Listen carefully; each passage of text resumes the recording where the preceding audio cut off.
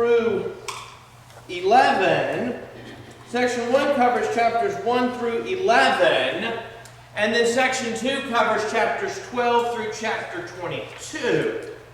And so section 1 is about the conflict on earth. That's where we're dealing with really in the 7 seals that we're going to see the first 6 opened up in tonight's study. We're going to deal with here's the persecution that's coming from Rome and what you're facing and the carrying out of judgment. In 12 to 22, which is where we're going to see the downfall of Rome actually take place. But really, that section is about why it is there's conflict on earth. That is because ultimately the Lamb and the dragon, or Christ and Satan, are at conflict with one another. We want to remind ourselves quickly of our 6 rules we've been following for studying the book of Revelation. Remember, the book was written largely to encourage the people of John's day. So there are a lot of practical lessons we learned, but the reason we mention that is because it's symbolic. And number 4, not to get bogged down in those details, is we may not come to a perfect agreement about what maybe each of these horses represents, or the seals in chapter 6, or does it mean this or that? But then we come out at the same main thing. That's the point we need to take away. God is on his throne and in control, and the Lamb will be victorious.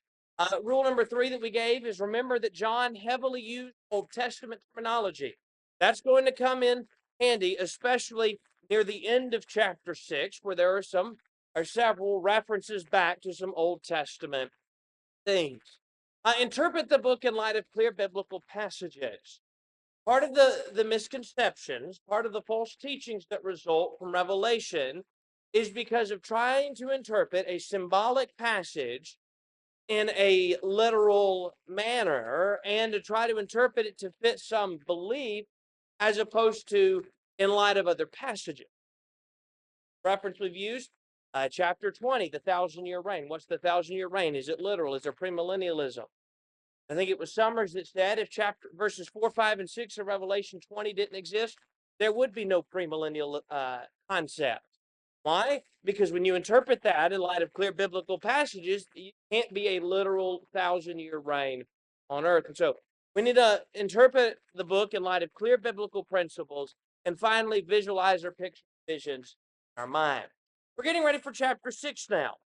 As we get ready to go into chapter 6, let's remind ourselves of what took place at the end of chapter 5. Chapter 5 began with the one on the throne in verse 1 holding what in his right hand?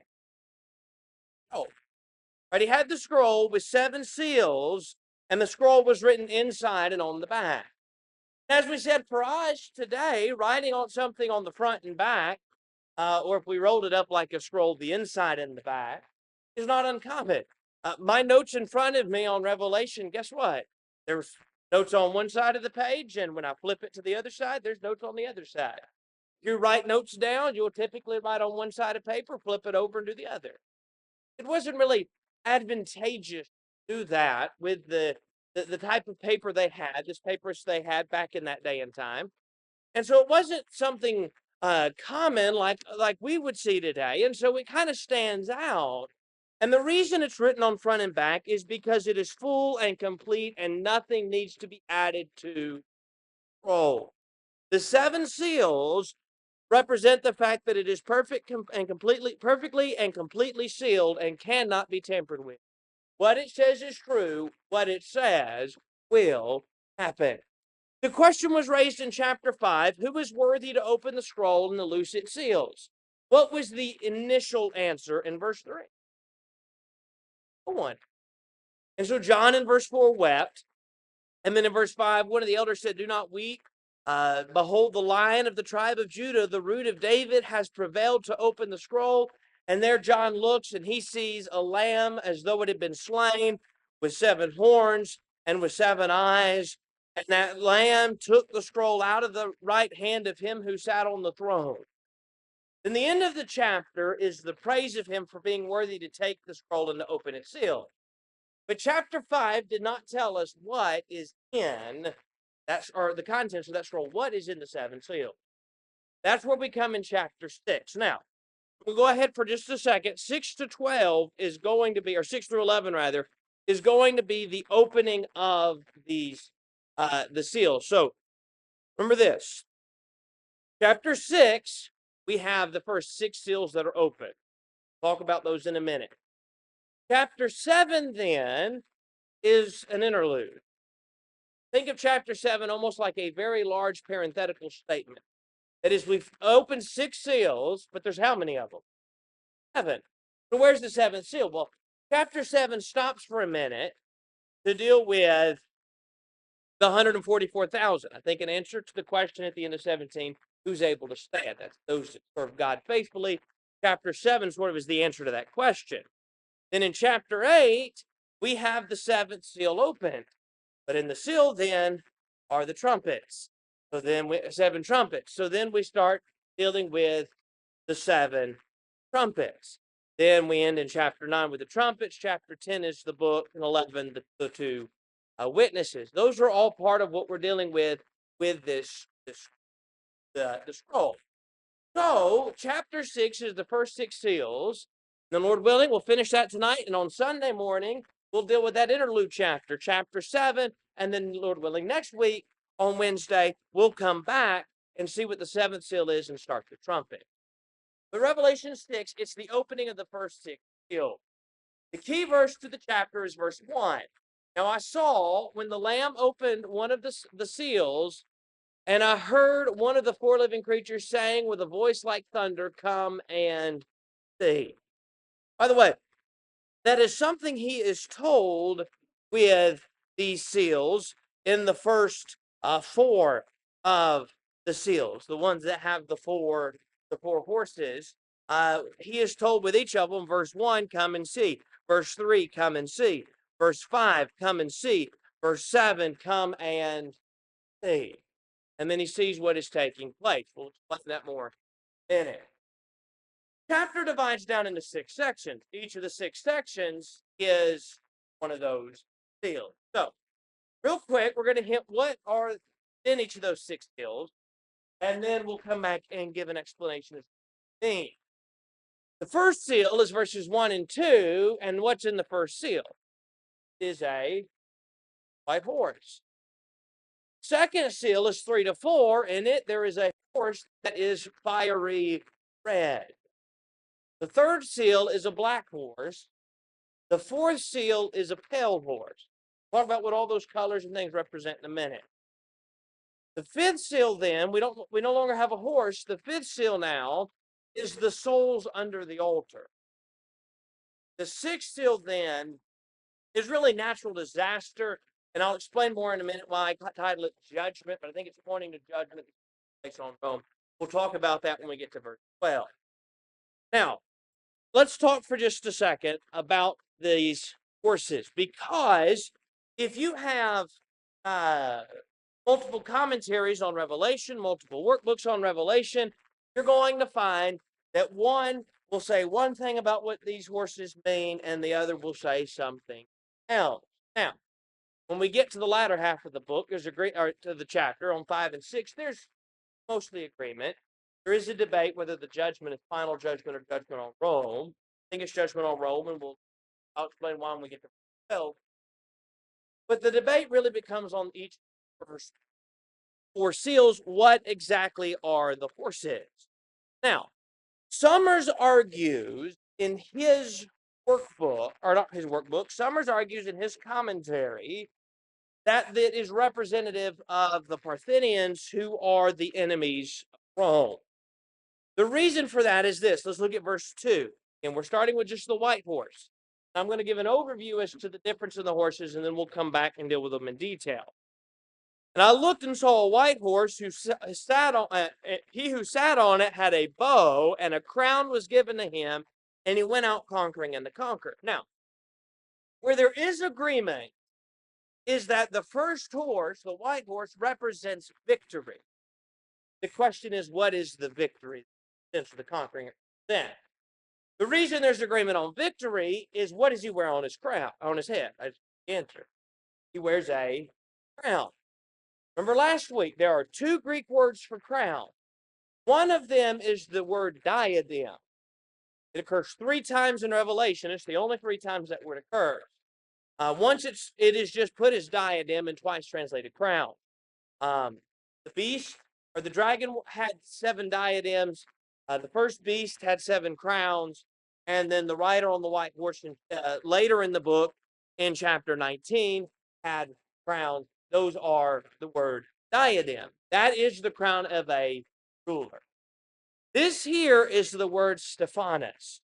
The same word we saw last Wednesday in chapter 4. It was the crowns worn by the 24 elders. The word Stephanos, this crown, was not a crown of ruling, but a crown of victory. For 1 Corinthians 9, Paul talked about comparing the Christian life to a race. Those that run a race run for a prize, they for a perishable crown. It's the word Stephanos. It's the crown of a victor. So the one wearing the crown, it's not a ruling crown, but a crown of being victorious. The question becomes, what is this victory that is talked about? Summers would say, would argue this, that this the horseman is not a Roman, but a Parthian cavalryman. The most dreaded enemy that Rome had. The Roman warriors did not use a bow. However, it was the favorite weapon of the Parthians. The Parthians would have been from closer to the area of around the Euphrates, and they were sort of a thorn in the side of Rome. And they were an enemy of Rome who fought constantly with Rome and they were really the only other empire at that time that could at least sort of hold its own when fighting against Rome. And so Summers argues it represents the Parthians in that it represents the enemy going in to defeat Rome. Haley argues, Parkwriter argues, that what it is the triumph of the gospel, really is what this is about. Christ is the one on the white horse, and it's the triumph of his message. Now, again, we may sit here and half of you may say, you know what, I think Haley and Harkwright are right, and the other half may say, you know what, I think so, right? Again, at the end of the chapter, we're going to come out to the same point. The Christians are going to be, that everything's going to be fine as long as they serve God faithfully, and Rome is ultimately going to fall. That I know from the final seal. I tend to think that Haley and Harkwriter are right, that it represents the triumph of the gospel. Now, I'll come back and give more evidence of that in a minute. But whatever you think the first horse is affects your interpretation of the rest. And here's what I mean by that. If the first horse represents physical conquest, then the red horse represents the carnage that follows war. The black horse represents the famine that follows war. And in the pale horse, the death that would so follow. If you think it's the gospel's triumph, what happens is the gospel is triumphant. Well, even though the gospel's triumphant and individuals are obeying, what tends to follow those that obey? At least in this time frame particular. Persecution. And so red represents persecution that follows in the sense of they could lose their life and physical ailments they face. The black horse, the economic hardship for serving God, and the pale horse, the infirmities of life. So, again, there are two sort of mainstream views on what these horses mean. How you interpret one changes your view of the rest, but at the end, the point is that Rome is going to fall, and the one that's victorious is the one on throne. But I think the evidence would lean towards it being the gospel's triumph. So let's go back now to verse 2. And I looked, and behold, a white horse, and he who sat on it had a bow, and a crown was given to him, and he went out conquering and to conquer. This is not the only rider on a white horse in Revelation. I already referenced the other, Revelation chapter 19, verses 11 through 13. That white horse in Revelation chapter 19, we know is who? Christ. Now I saw heaven open, and behold, a white horse, and he who sat on him was called Faithful and True, and in righteousness he judges and makes war. His eyes were like a flame of fire. On his head were many crowns. Again, that's the word diadem in that case. He had a name written that no one knew except himself. He was clothed with a robe dipped in blood, and his name is called the Word of God. So, what exactly? So, I think this here again represents Christ and the triumph of the gospel. Those who would argue for physical warfare argue the white is representative of war. However, we've seen the color white used several times in Revelation, that it really represents purity and holiness, right? The white robe. We're going to come back to some white robes again later in this very chapter. The white robes that Christ was wearing in chapter 1. The white robes promised to those in chapters 3. The white robes worn by those in the robes worn by those in chapter 4, as well as the jasper that was representing the one on the throne, which we said is clear, representing that white or purity, holiness of God. So in keeping with how that has been used throughout the book, I think the white represents the holiness or the purity, in this case of Christ and of his word. And the gospel message, when it is preached, has been proven to be what? Triumphant. You look here in Revelation, and we are in, again, the dating we're following, we are in 94, 95, 96, somewhere in there. So we are 60, what? 1 to 63 years after Christ ascended. How far has the gospel message gone? To all the world. That's really what Acts would tell us. That it would be in Judea and Samaria and to the ends of the earth. And when the book of Acts closed, by the way, about 30 years before this, probably around 62, 63-ish, when Paul is in Roman prison, when that book closed, where had the gospel been preached? The ends of the earth. And the gospel message had proved, where preached, to be triumphant. Now, there were those that opposed it, but it's a triumphant message. And so what I think is represented here is we've got one who's going about Christ and his message has been effective. But, verse 3, when he opened the second seal, I heard the second living creature saying, "Come and see." Another horse, fiery red, went out, and it was granted to the one who sat on it to take peace from the earth, and that people should kill one another. And there was given to him a great sword. By the way, part of the reason I think this is representative of the gospel is because of the fifth seal. When we're going to get to the fifth seal later on, we'll talk more about what it is when we get there. But the fifth seal is the soul under the altar. You have a New King James. The heading says, "The cry of the martyr." If Rome is already defeated, then the persecution that's being talked about would have ceased. Right? Rome could no longer be the persecuting power if there is no more Rome. I think the fall of Rome is what the sixth is dealing with. These previous ones are the gospel message is triumphant. Now what follows is the red horse, and the red horse sat on it to take peace from the earth, and that people should kill one another. What this represents is the persecution that follows the gospel. Remember in 2 Timothy chapter 3 and in verse 12, that Paul told Timothy that all who desire to live godly will what? Suffer. And so there were difficulties, particularly for the people at this time. It wasn't just they were made fun of. We live in a society today where there's persecution to an extent, but not like they faced. Right? The persecution of our society may be we don't fit in. The persecution of our society today is they may make fun of us. Right? Why don't you do what we do? But the persecution of that day and time could be prison. It could be economic hardships. We'll get to that in a minute.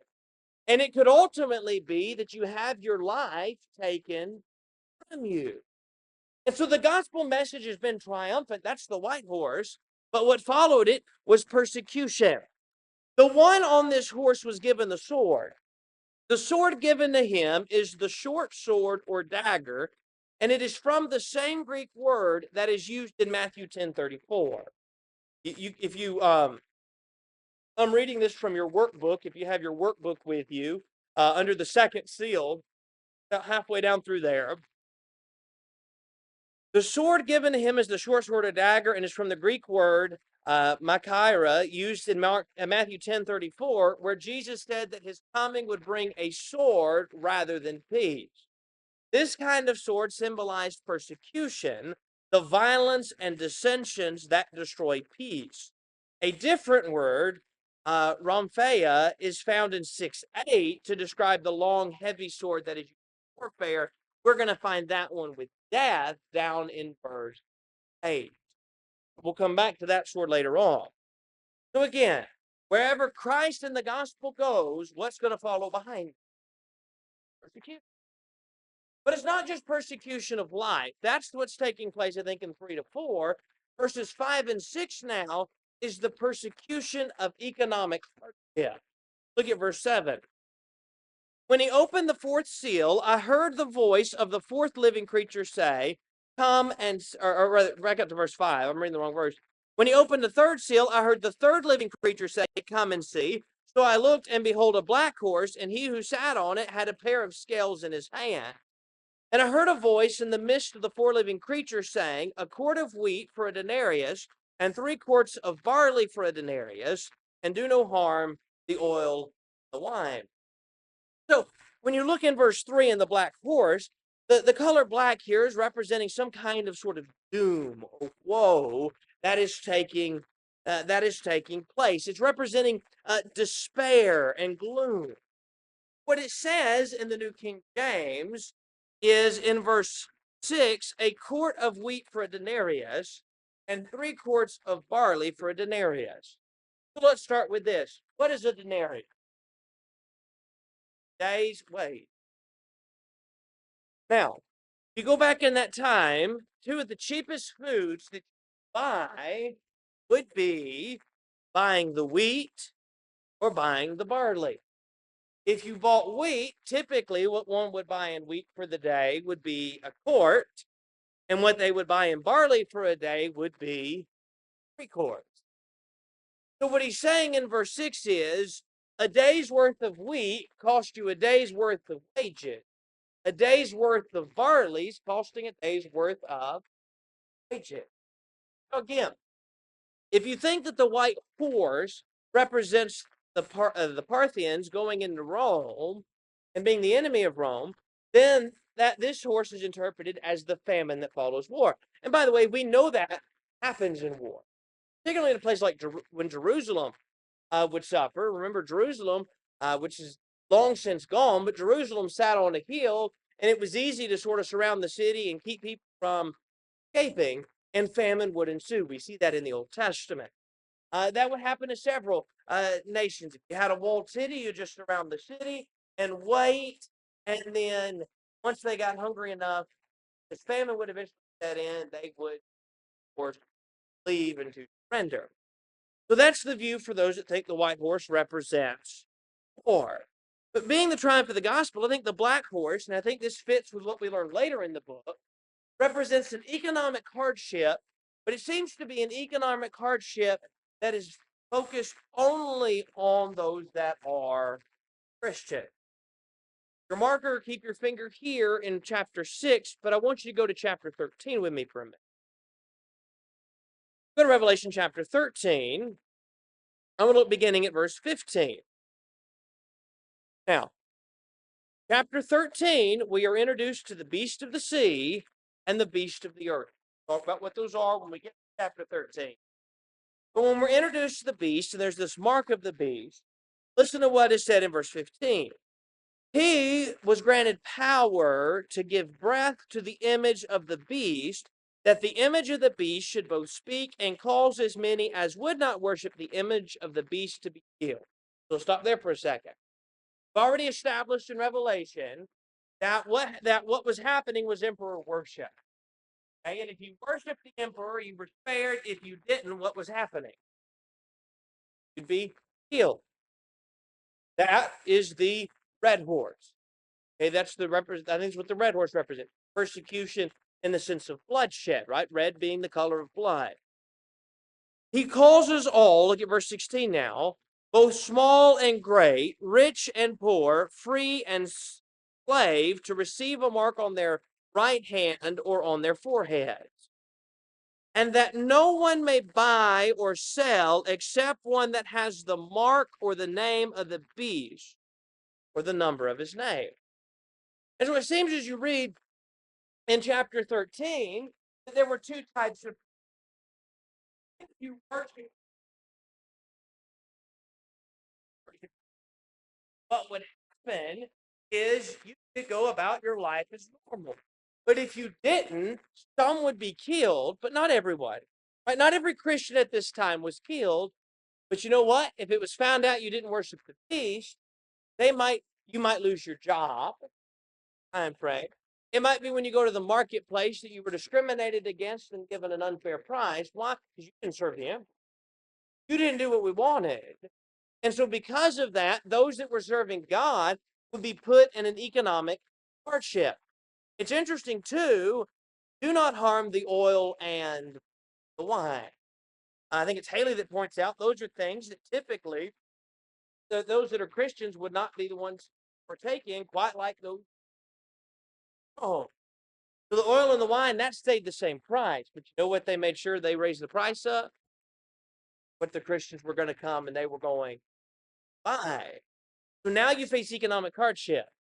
Uh, you know, you think about even in today's society, uh, not into politics, but when you think about in politics, we've talked about if you got a nation that's not listening, what's been happening is they placed a tariff on it. Hit them in the wallet. People typically don't like when their wallet gets hit. That was a form of persecution in this day and time. Hit them in the wallet, make the prices higher, make them pay. Verse 7 and 8 now. Get to the last horse.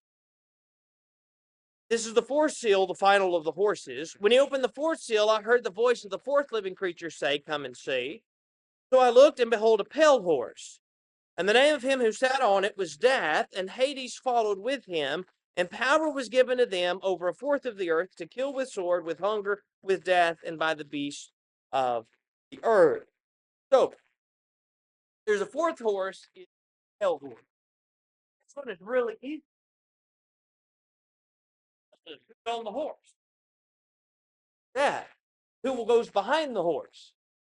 Hades, which is the place where those that are dead would be waiting judgment.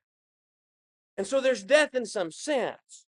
Ark writers suggest that this seems to represent the common woes and pestilence afflicting mankind in general.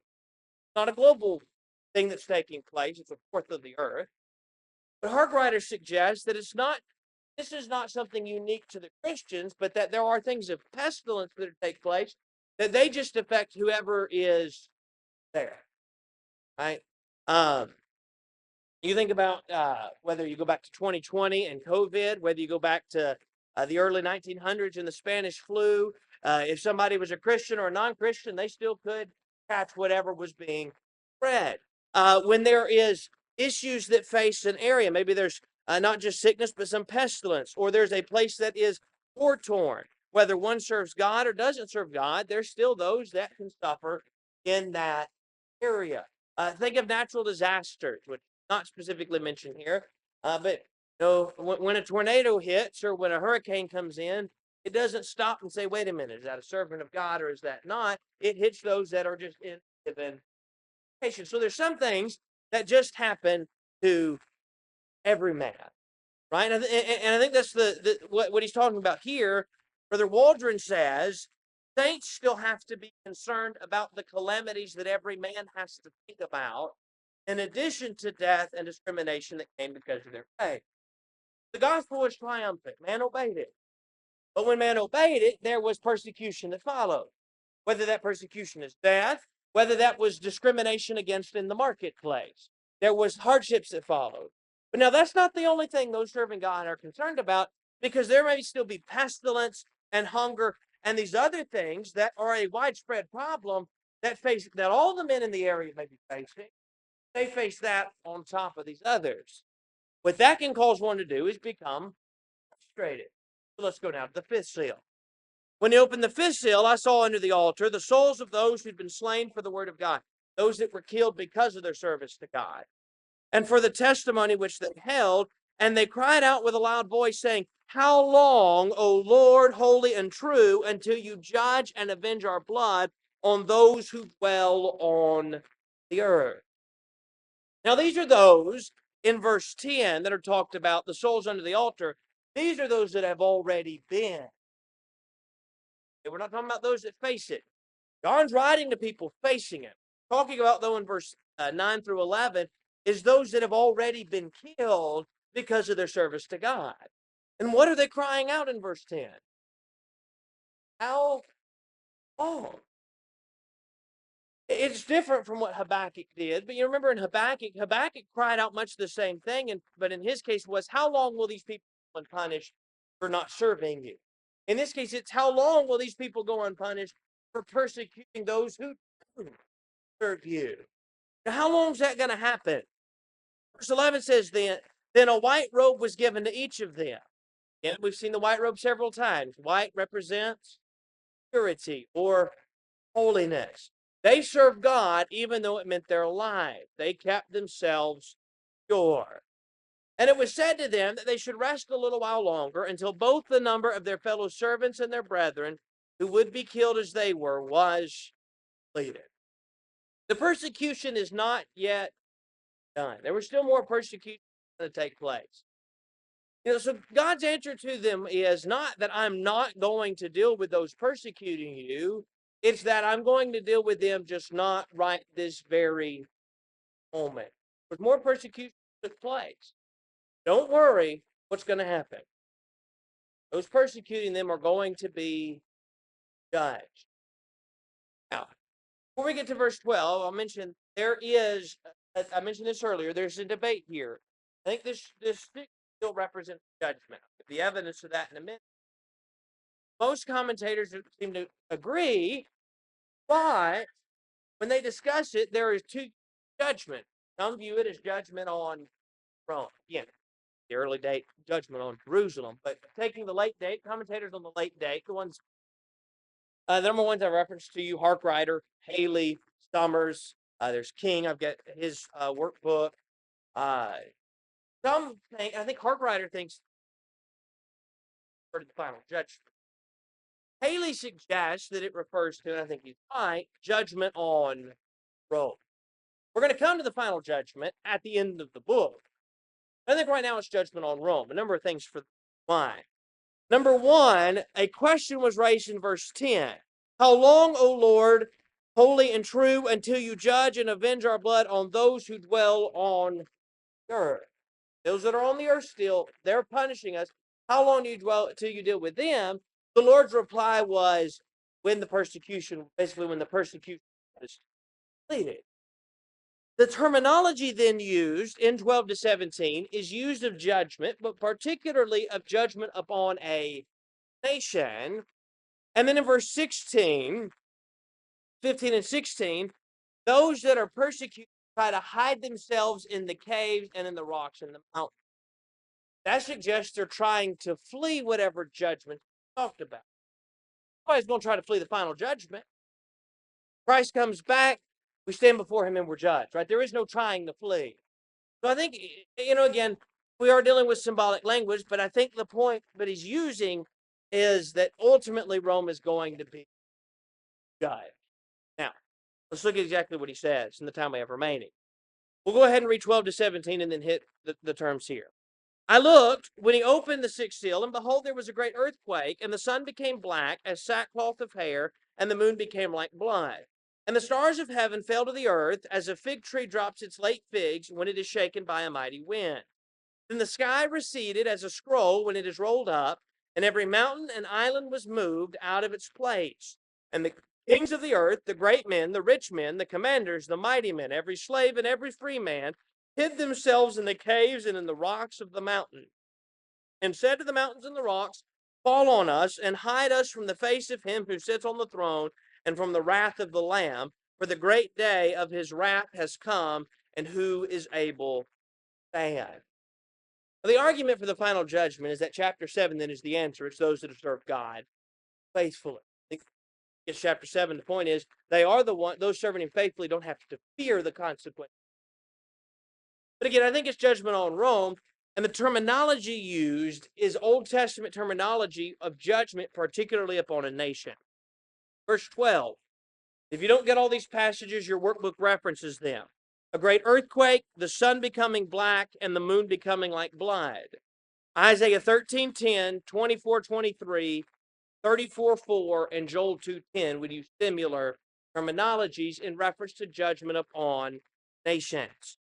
The stars of heaven fell to the earth. We're going to see the stars falling again later in the book. I think it is in maybe in chapter 13. But later in the book, somewhere later in the book, we see the same terminology used of stars falling. Well, that terminology is used in the Old Testament, and passages like Isaiah 14:12 talk about the downfall of rulers. Isaiah chapter 14, probably think about it for reference. I think it's Lucifer's reference there in chapter 14, and it's the downfall of the rulers of the nations. Verse 14, the sky receded as a scroll and was rolled up. Again, not literally receding of the sky, it's figurative language. It's a terminology that is used in Isaiah 34 and in verse 4 to refer to the downfall of the nation. Remember, in the prophets, you would have a judgment on the nation section. A lot of your prophets. Here's Israel's problem, but now here's judgment on Egypt, or judgment on Syria, or judgment on Babylon, or Tyre, or some of these other places. In that judgment on the nation section in Isaiah 34 and in verse 4, the skies recede and are rolled up like a scroll. Every mountain and island was moved out of its place. The islands being moved or shaken is used in Ezekiel 26:15, verse 18, and in chapter 27 and verse 35 to refer to the downfall of Tyre. So what exactly is taking place, real quick? What he's saying is, I am going to come in judgment. I'm coming in judgment on who? Rome. Now, we haven't had Rome mentioned yet in the nation. We're going to be introduced to them really in chapter 13 with the beast and then the harlot later on. But I'm coming in judgment on Rome. And so don't worry about all the persecution and all the ridicule that's coming and you crying out how long. I am ultimately going to judge them for what they have done, and they will fall. Now, Lord willing, on Sunday morning, we'll go to chapter 7, talk about those who are able to stand, the answer to question of verse 17, and then, Lord willing, next Wednesday, we'll come back and open 7.